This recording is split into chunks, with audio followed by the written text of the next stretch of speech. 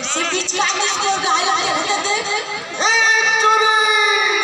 गाय के रखा ऐसे दौड़ा ना भर भर भर भर मोर पर्दी के गोबर लगे से बिना छाए तोला जनावर था मैं गोबर पीने रहा समझे और गोबर का वो ये दे नहीं तो है गोबर का यही तो है गोबर का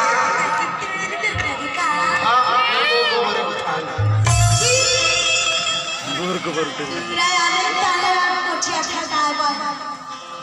अरे मोर गोबर उठा ले चलेना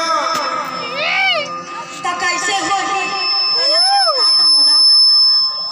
सवालो जी समझ गए मत का है मोर गोबर उठा ले चलेना अब घर ले जा के देकर के कमाई से खा बता अगर बर पर जलाए जरूरत नहीं हो बोला खाले दह कर मैं डर को दिन नहीं रहा मैं गोबर भी नहीं रहा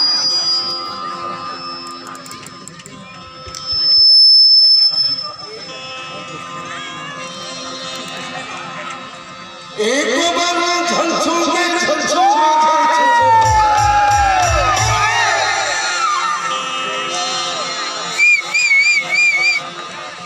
नहीं तो